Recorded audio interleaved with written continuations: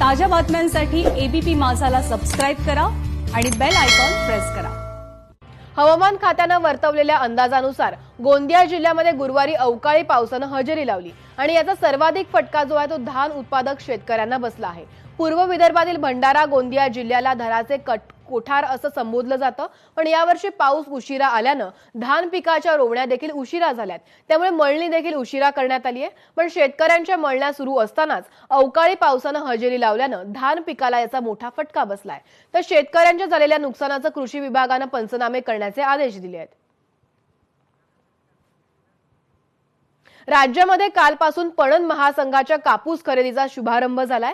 यवतमाळ जिल्ह्यातल्या कळंब, यवतमाळ आणि आर्णी या 3 केंद्रावरील 5 जिनिंग सेंटरवरती कालपासून पणन महासंघाची कापूस खरेदी सुरू झाली आहे। यवतमाळ जिल्ह्यामध्ये 1,20,328 शेतकऱ्यांनी जिल्ह्याच्या कृषी उत्पन्न बाजार समितीमध्ये कापसाची नोंदणी केली होती। कालपासून कापूस खरेदी सुरू झालेल्या प्रत्येक केंद्रावरती 25 ते 30 शेतकऱ्यांनी कापूस विक्री सुरू केली आहे। शेतकऱ्यांच्या कापसाला प्रति क्विंटल 5,825 रुपयांचा भाव मिळालाय।